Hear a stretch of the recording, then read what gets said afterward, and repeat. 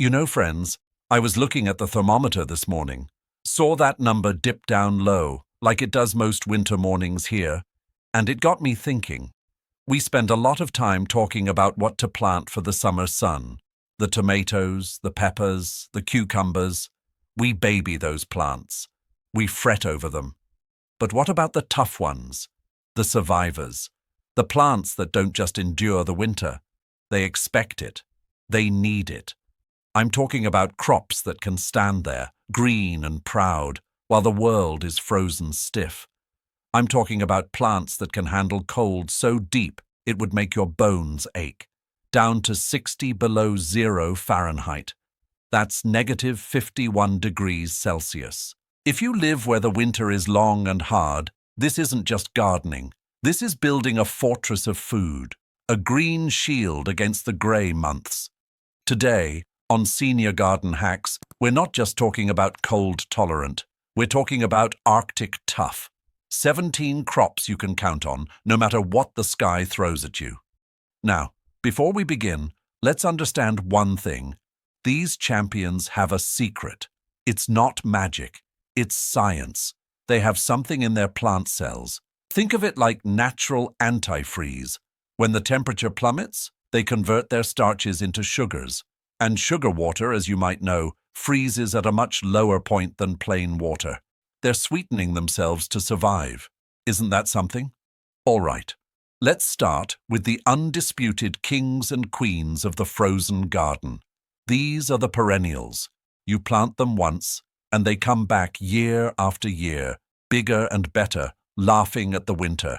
Number 1, rhubarb. Now, this is the old-timers' favorite. Those massive leathery leaves die back completely after a hard frost. But underneath, that crown, that knot of roots, it's sleeping deep in the earth.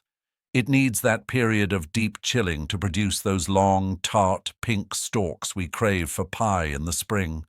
I've seen rhubarb come back after winters that froze the ground 3 feet down. It's a tank. Number 2, asparagus. Another lesson in patience. You plant these crowns and you wait. You let them establish for a few years, but once they're settled in, their roots go deep, deep down. The top ferny growth dies back, but that deep root system is safe, insulated by the soil itself. Come spring, up push those tender spears year after year for decades. It's a legacy crop. Number 3, horseradish. You want a plant that's practically indestructible? Here it is. You plant a little piece of root in the fall. It sleeps through the winter, and then it grows with a ferocious vigor. That pungent, sinus-clearing root actually gets more flavorful after a frost. A word of warning, though. Plant it where you want it forever. It's a spreader. But for sheer, unkillable spirit, it's a winner. Number 4. Egyptian walking onions. These are a marvel. They produce clusters of tiny bulbils on top of their stalks. When winter comes, the plant dies back, but those bulbils fall to the ground. The snow covers them, insulates them, and in the spring, each one sprouts a new plant. They literally walk across your garden. They'll survive anything, and they give you green onions in the very first days of spring when nothing else is up. Number 5, chives and garlic chives. Those delicate-looking little grass-like plants? Deceiving. The clumps of fine leaves die back, but the bulbils underneath are tough as nails. Often you'll see the first green tips of chives poking through the last crust of snow. They're a beacon, a promise that winter is finally losing its grip. Now, let's move to the biennials and the annuals that act like perennials. These are the leafy greens that just won't quit. Number 6, kale. Of course, the poster child for winter hardiness, especially the Siberian types like winter boar or the beautiful red Russian. A few hard frosts, and that bitterness melts away, leaving a sweet, tender leaf that's packed with nutrition. I've harvested kale in January, brushing the snow off the leaves to get to the perfect green underneath. It's a feeling of triumph, I tell you. Number 7, Collard greens. Similar story. These broad blue-green leaves are built for the south, but don't let that fool you. They are incredibly cold-hardy. They get sweeter with the cold. A well-established collard plant can look a little ragged by March, but it will still be providing nourishment. Number 8. Parsley. Now, this one surprises folks. Biennial parsley, especially the flat-leaf kind, is far tougher than it looks. It forms a deep taproot. The leaves might get flattened by heavy snow, but the heart of the plant often survives. Come spring, it explodes with fresh growth before it finally bolts in its second year. Number 9. Spinach. True spinach, not Malabar or New Zealand. The secret with spinach is to get it established before the deep cold hits. A mature spinach plant in the fall, with a good set of leaves, can go dormant under the snow. With a simple cold frame, or even just a layer of row cover, you can be picking fresh, succulent spinach leaves during a January thaw. It's a miracle. Number 10. Mash, also called corn salad. This is a secret weapon. It forms low, rosette-shaped plants that are almost impervious to cold. You can sow it in late summer, and it will just sit there, bright green, under the snowpack. When you clear a patch, there it is, ready for the most delicate, nutty winter salad you've ever tasted. We've covered the ground. Now let's talk about the roots, the buried treasure. When the world is frozen on top, life is still safe and sweet below the frost line. Number 11. Parsnips. I mentioned these last time, but they belong here most of all. You must leave parsnips in the ground over winter. The freezing temperatures convert their starches to sugars. You can't harvest a real parsnip until the ground has frozen solid. You go out on a crisp January day, maybe with a pickaxe if the ground is like iron, and you unearth these sweet, complex roots. It's like finding gold. Number 12. Salsify and scorzonera, the oyster plant. These are old-fashioned, long, thin roots similar to parsnips. They have the same requirement. Winter cold is what makes them tender and gives them their unique, delicate flavor. They're a conversation starter and a delicious, hardy crop. Number 13. Jerusalem artichokes, or sunchokes. Now, these are a force of nature. You plant a few tubers in the spring.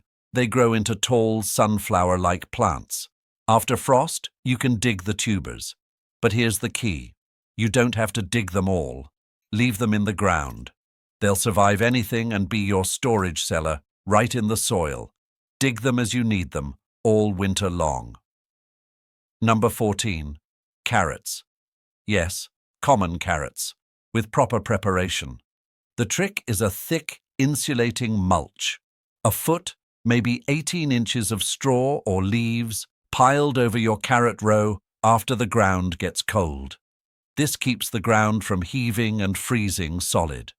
You can pull back the mulch on a winter day and pull up crisp, sweet carrots. It's like having a root cellar in your garden bed. Number 15. Daikon radish. These large white radishes are incredibly cold tolerant. They grow quickly in the fall. You can harvest them late, or, like carrots, mulch them heavily. The cold improves their texture, making them crisp and less pungent. Great for winter kimchi or roasted dishes. Now, we need to talk about the single most important factor for success with these crops. It's not just the plant, it's the protection. You are their partner. You're building them a blanket. A simple cold frame, just an old window sash on a box of straw bales, can raise the temperature around a plant by 20 degrees or more. It creates a tiny, survivable microclimate. Row cover fabric. This lightweight white material is a game changer. Draped directly over your kale or spinach, it buffers the wind, traps a little heat from the earth, and prevents desiccation. It can add a crucial zone or two of hardiness. And mulch. Not applied too early, mind you. You wait until the ground is good and cold. Then you pile on the straw, the leaves, the pine needles. This isn't to keep the plants warm. It's to keep them frozen. It prevents the freeze-thaw cycles that heave plants out of the ground and destroy their roots. A dormant plant under a steady blanket of snow and mulch is a happy plant. So let's add 2 final powerful crops that embody this spirit. Number 16.